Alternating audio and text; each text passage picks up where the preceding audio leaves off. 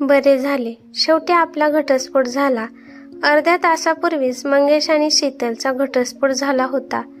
मंगेश नाराज होऊन म्हणाला, तुझी इच्छा आज पूर्ण झाली, आता तर खुश आहेस ना? शीतल म्हणाली, हो, आता मी खूप खुश आहे आणि यापुढे शांततेने जगू शकेल. मला कोणी रागवणारा नसेल. मंगेश म्हणाला, ठीक आहे, तू खुश राहा, पण जाण्याआधी एकदा घरी चल, सर्वांना भेट, त्यानंतर माहेरी जा. तसेही आईकडे जाऊन काय करणार आहेस?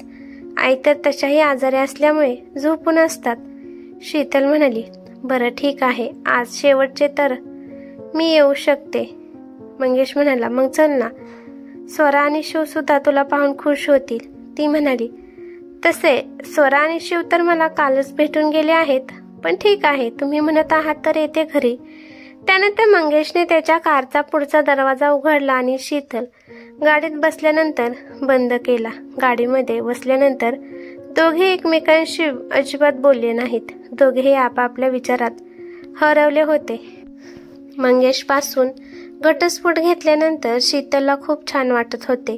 तिला खूप शांतता वाटत होती. तिला आता आयुष्यातील प्रत्येक क्षण शांतपणे घालवण्याच्या विचाराने हलके वाटत होते. पण मंगेशला यापुढच्या आयुष्यात एक विचित्र शून्यता जाणवत होती. शीतल मागच्या 21 वर्षापासून त्याच्या आयुष्यातील एक सुंदर अतूट हिस्सा होती. त्याला असे वाटत होते की तिच्याशिवाय त्याचे आयुष्य पूर्वीसारखे आनंदी असणार नाही. तो मनात म्हणाला, देवा, काय होते आणि काय झाले? आयुष्य व्यवस्थित सुरळीत चालू होते, पण हे घटस्फोटाचे वादळ त्यांच्यामध्ये कोणास ठाऊक कसे आले? तो हा विचार करतच होता की तेवढ्यात त्याचे घर आले. तो गाडीतून उतरला तेव्हा स्वरा म्हणाली, आलात पप्पा? झाला का तुमचा घटस्फोट? मंगेश म्हणाला, हो झाला. तेवढ्यात पप्पांच्या मागे स्वराने तिच्या आईला येताना पाहिले आणि ती आनंदाने म्हणाली, अरे वा, मम्मी पण आली आहे. असे बोलून तिने आईला मिठी मारली. तेवढ्यात शिव, सासू, संगीताताई त्यांच्या खोलीतून बाहेर आल्या. शीतलने सासूला वाकून नमस्कार केला. तेव्हा त्यांनी शीतलला घट्ट मिठी मारली आणि म्हणाल्या, औषवंत हो बाळा, सौभाग्यवती.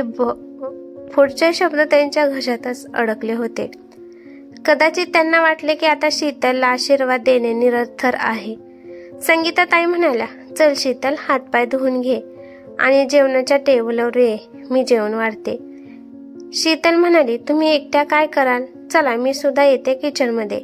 संगीताताई म्हणाल्या, तू मुलांजवळ जाऊन बस, एवढ्या उन्हातून बाहेरून आली आहेस.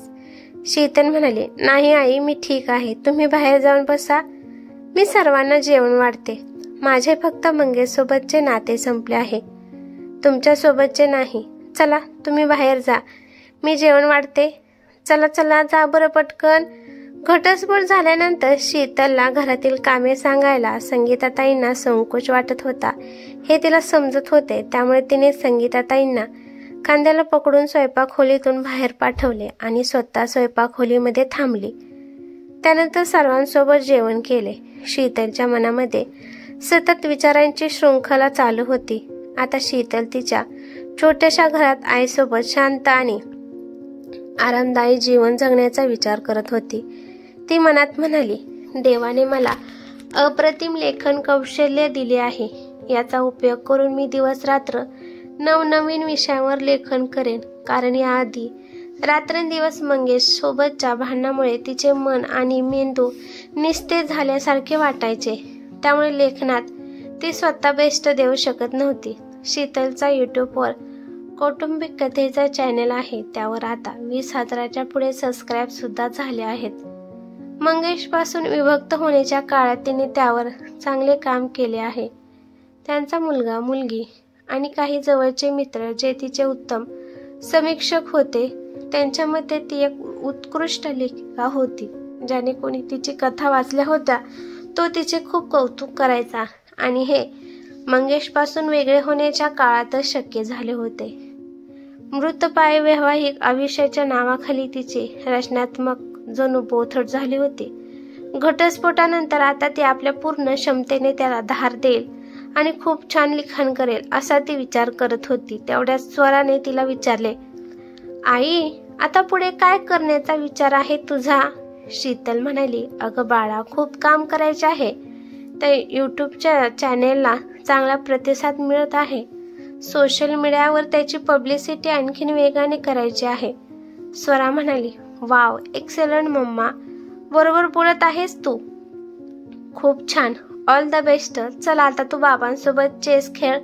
बाबांना तुझ्यासोबत बुद्धिबळ खेळायला खूप आवडते. मी काल त्यांना म्हणाले की बाबा चला आपण दोघे बुद्धिबळ खेळू, पण तेव्हा बाबांनी साफ नकार दिला. ते म्हणाले मला शीतल सोबत चेस खेळताना मज्जा येते. त्यानंतर मंगेश आणि शीतल चेस खेळायला लागले. मंगेश शीतल सोबत घटस्फोट झाल्यामुळे अजिबात खुश नव्हता. त्याचे लक्ष सारखे खेळापासून भटकत होते आणि पाहता पाहता शीतल जिंकली आणि खुश होऊन म्हणाली, हे बघा मंगेश, मी तुला हरवलं आहे. आज तुम्ही काही व्यवस्थित खेळला नाही. तुमचे लक्ष दुसरीकडे कुठेतरी होते. तो म्हणाला, अहो मॅडम, या खेळाची सोडा, तुम्ही तर मला आयुष्याच्या खेळामध्ये सुद्धा जबरदस्त मात दिली आहे. त्याच्या अशा बोलण्यावर शीतलने काही उत्तर दिले नाही. ती शांत बसली.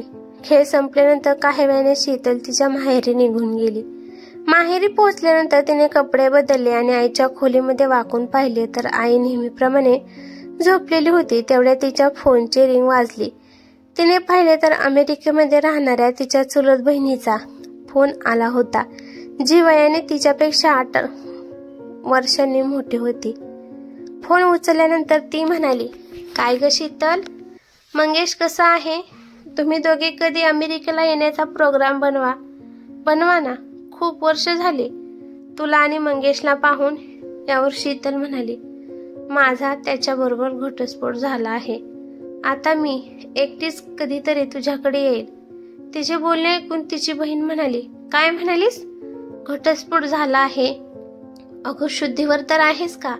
लग्नाच्या एवढ्या वर्षानंतर घटस्फोट? हा काय मूर्खपणा आहे? शीतल, मी तुम्हा दोघांना तर आयडियल कपल मानायचे. खूपच धक्कादायक बातमी ऐकवलीस ग तू. शीतल म्हणाली, अगं ताई, तो मंगेश तू समजते तेवढा साधा नाही. खूप मोठी कहाणी आहे, पुन्हा कधीतरी सांगेन. बहीण म्हणाली, मी कधी स्वप्नात देखील विचार केला नव्हता की तुम्हा दोघांचा घटस्फोट होईल. तू आता एकटी कशी राहशील? अगं नवऱ्याशिवाय एकटीने आयुष्य जगणे काही चेष्टेचा विषय नाही. ताई, हे काय बोलत आहेस तू? आमच्या दोघांच्या नात्यामध्ये दोघांनाही त्रास होऊ लागला होता. मी मंगेश बरोबर मोकळ्या श्वास घेऊ सुद्धा शकत नव्हते. मी माझ्या पायावर उभी आहे, त्यामुळे मला कोणाच्याही आधाराची गरज नाही. आयुष्याच्या या वळणावर मला माझ्या अटींवर जगायचे आहे. मागच्या काही वर्षांमध्ये मंगेशची दादागिरी आणि भांडण खूप सहन केलं. त्याच्या अशा वागण्यामुळे माझी रात्रीची झोप उडाली होती. एके दिवशी तर हद्द झाली, त्याने माझ्यावर हात उचलला. मग मला सांग, त्याचे असे वागणे मी आणखीन किती दिवस सहन करू?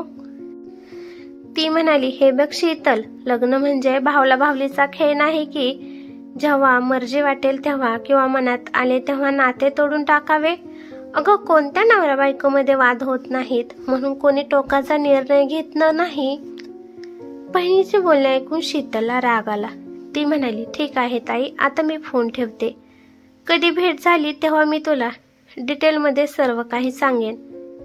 ओके शीतल, बाय, असे बोलून तिच्या बहिणीने फोन ठेवून दिला. बहिणीच्या बोलण्याने शीतल अस्वस्थ झाली. ती द्विधा मनस्थितीत अडकली. तिला तिच्या निर्णयावर शंका येऊ लागली. मंगेशपासून घटस्फोट घेण्याचा तिचा निर्णय चुकीचा तर नाही ना, असे तिला वाटू लागले. तेव्हा तिने तिच्या नकारार्थी विचारांना विराम दिला. ती मनातल्या मनात म्हणाली, शीतल, तू काहीही चुकीचे केले नाहीस. मंगेश सोबत आपले नाते टिकवण्यासाठी कसलीच कसर बाकी ठेवली नव्हतीस. त्याच्यासोबत असलेल्या नात्याशी तू 100% दिले. उलट मंगेशच तुला ते प्रेम, मान आणि इज्जत देऊ शकला नाही, ज्याची तू खऱ्या अर्थाने हकदार होतीस. तुला त्याच्याकडून असे काय हवे होते? फक्त स्वतःसाठी थोडीशी स्पेस आणि त्याच्या नजरेमध्ये तुझी कदर आणि इज्जत. आणि हा एका बायकोचा अधिकार आहे. आणि ज्या नात्यामध्ये काळजी आणि मान सन्मान नसतो अशा नात्यांना संपवून टाकणेच योग्य आहे. एवढा विचार करू नको शीतल.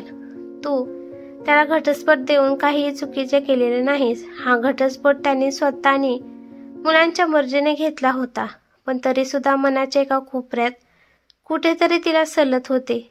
काही वेळाने ती तिच्या खोलीमध्ये आली आणि बेडवर पडली तेव्हा भूतकाळातील आठवणी तिच्या डोळ्यासमोर येऊ लागल्या. 21 वर्षापूर्वी मंगेश बरोबर तिचे लग्न झाले होते. तेव्हा ती खूप आनंदात होती. पहिलं वर्ष तो तिच्या स्वप्नातील राजकुमार, प्रत्येक अर्थाने एक आदर्श नवरा असल्याचे सिद्ध झाले होते. ती बोलायचा अवकाश, तो तिच्या सर्व मागण्या पटकन पूर्ण करायचा. सुरुवातीला तिला त्याचा बोलका आणि हसरा स्वभाव खूप आवडला होता. ती एक मितभाषी, शांत आणि स्वतःमध्ये रमणारी तरुणी होती. लग्नापूर्वी नेहमी आपल्या मैत्रिणींना म्हणायची की मला तर बोलक्या आणि एकदम फ्री राहणाऱ्या स्वभावाची मुले आवडतात, जे आयुष्याचा प्रत्येक क्षण हसत खेळत घालवतात. मी तर माझ्यासारख्या शांत आणि गंभीर स्वभावाच्या मुलाशी कधीच लग्न करणार नाही. माझ्याप्रमाणे तोही कमी बोलणारा असला तर आम्हाला एकमेकांचे तोंड पाहून आयुष्य जगावे लागेल. मंगेश बरोबर तिची जेव्हा ओळख झाली तेव्हा ती त्याच्या बोलक्या स्वभावामुळे त्याच्यावर फिदा झाली होती. दोघेही एकमेकांच्या प्रेमात पडले आणि मग दोन्ही कुटुंबाच्या परवानगीने दोघांचे लग्न झाले. सुरुवातीची काही वर्ष खरंच शीतलसाठी स्वप्नासारखी गेली होती. मंगेशच्या प्रेमात, त्याच्या लाडात, तिच्या प्रत्येक छोट्या इच्छा पूर्ण करण्यात तिला वाटायचं की यापेक्षा सुंदर आयुष्य असू शकत नाही. लग्नानंतर लवकरच स्वरा आणि शिवचा जन्म झाला आणि घरात एक वेगळाच आनंद पसरला. पण हळूहळू मंगेशच्या स्वभावात सूक्ष्म बदल दिसायला लागले. पहिल्यांदा ते लहान सहान गोष्टीवरून तिला रागवणं होतं. नंतर तो राग ओरडण्यात बदलला आणि काही वर्षांनी तोच राग कधी कधी अपमानात उतरला. शीतलने अनेकदा संवाद साधून नात्यातील तणाव कमी करण्याचा प्रयत्न केला, पण मंगेशचे उत्तर नेहमी एकच असायचे, ए बाई शांत बस, बंद कर तुझे तोंड. संगीता ताईंनी मध्ये समजावण्याचा प्रयत्न केला, पण मुलांसमोर भांडण होऊ लागल्यावर शीतलच्या मनात खोल पोकळी निर्माण झाली. ती दिवसेंदिवस एकटी होत गेली आणि तिच्या लेखनाचं स्वप्न मागे पडत गेलं. एक दिवस असाही आला की मंगेशच्या रागाने सीमारेषा ओलांडली. त्याने शीतलवर हात उचलला. त्या रात्री ती एकटी गच्चीवर उभी राहून डोळे पुसत होती आणि मनात म्हणाली, आता पुरे झाले. घटस्फोटाच्या प्रक्रिया लांब चालल्या, पण त्या काळात तिने स्वतःला पुन्हा ओळखायला सुरुवात केली, लिहायला सुरुवात केली आणि जेव्हा पहिली कथा व्हायरल झाली तेव्हा तिला जाणवलं की तिच्यात अजूनही अपार ऊर्जा आहे.